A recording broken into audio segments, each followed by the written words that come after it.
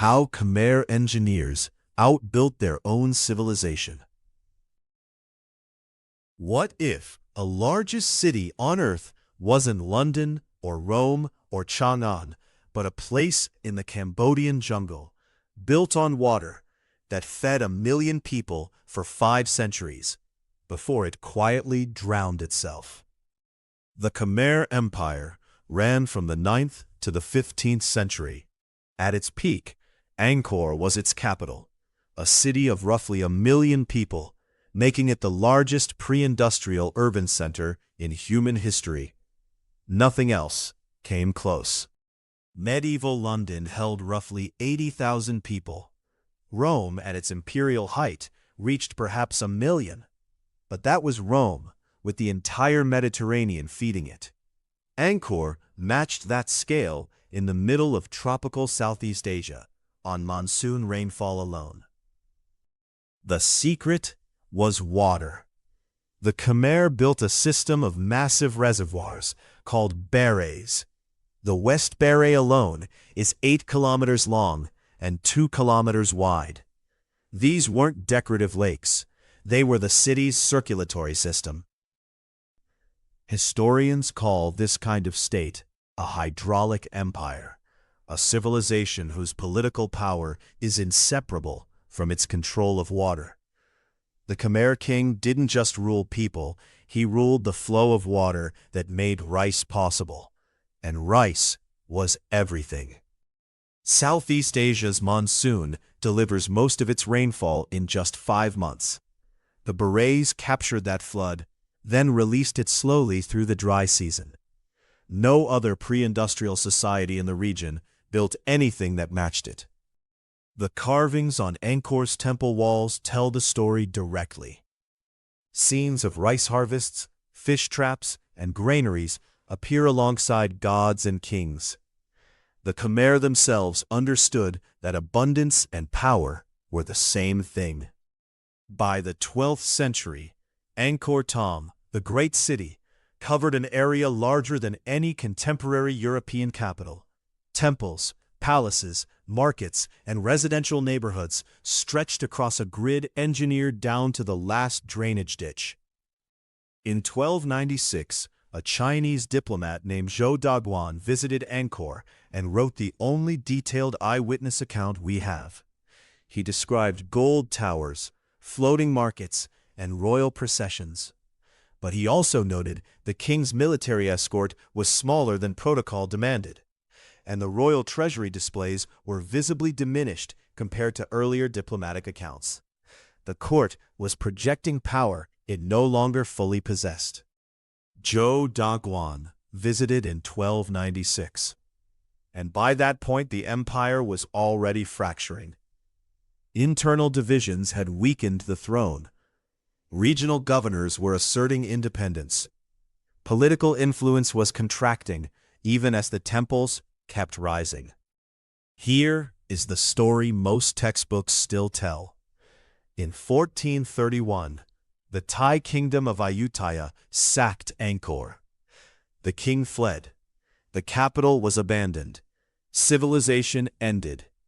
It's a clean narrative. It's also dangerously incomplete. Modern archaeology has a tool the textbooks didn't: LiDAR, laser mapping that strips away jungle canopy to reveal what lies beneath. In 2012, the Greater Angkor Project published the most comprehensive aerial scan of the site ever conducted.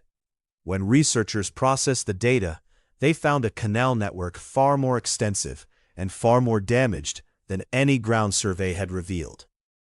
The canals showed decades of emergency repairs, channels rerouted, embankments hastily reinforced, sluice gates modified in ways that mark a system being patched rather than maintained.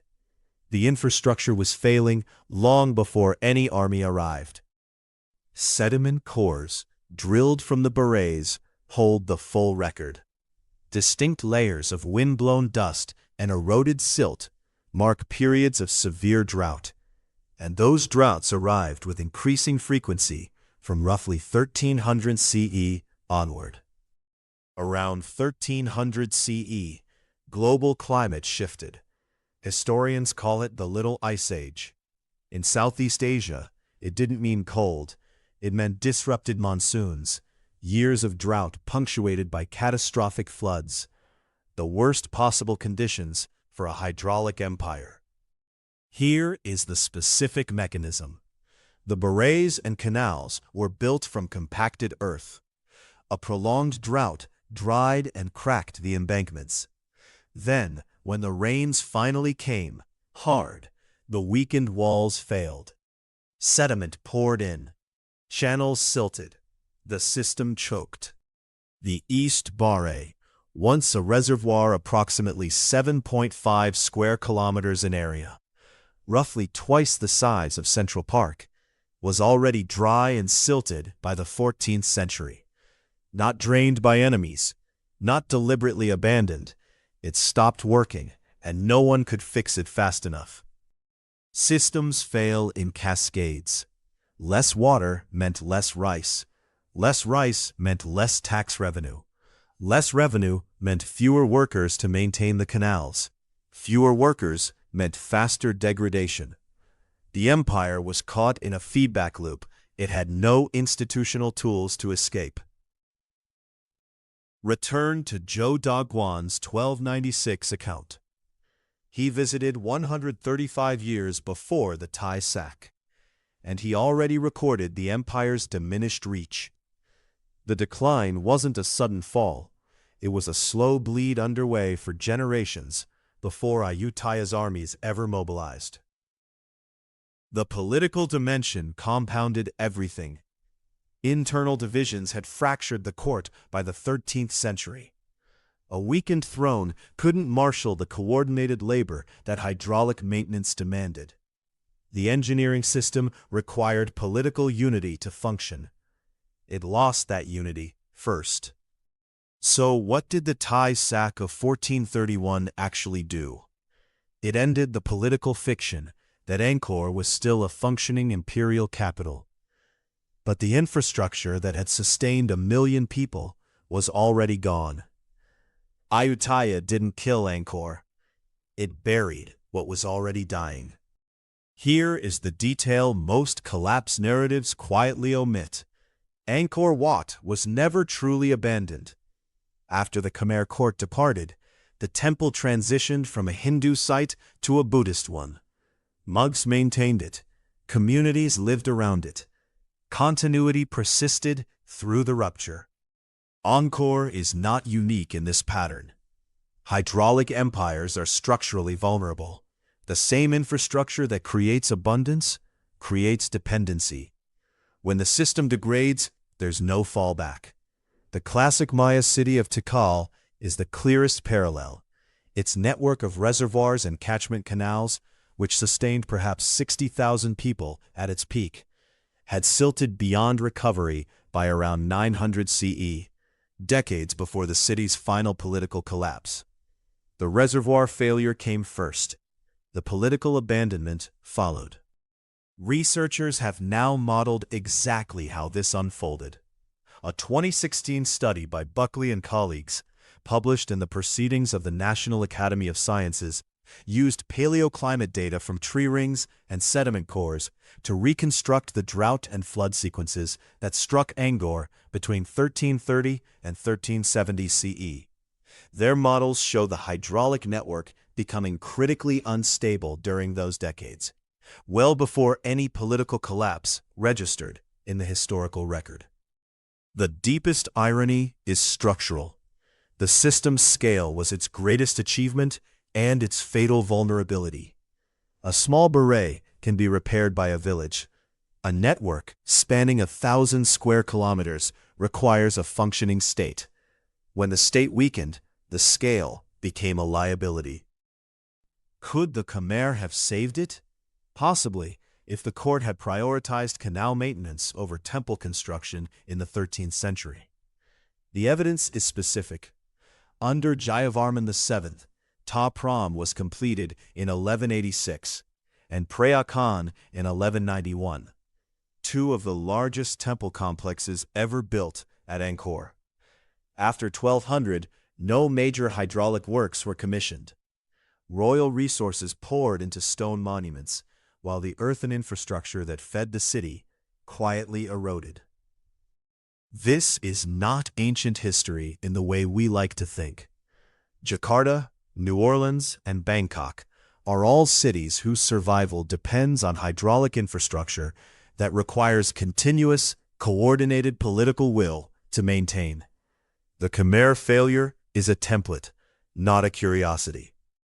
The Little Ice Age, beginning around 1300 CE, didn't only stress Angkor. In China, the Yuan dynasty recorded catastrophic harvest failures throughout the 1330s and 1340s. As monsoon patterns destabilized, famine registries from that period document grain shortfalls across more than a dozen provinces simultaneously. A climate shift that cracked the monsoon over Cambodia cracked the same system feeding China's rice paddies. The atmosphere does not stop at political borders. Today, Angkor is a UNESCO World Heritage Site, visited by over 2 million people annually.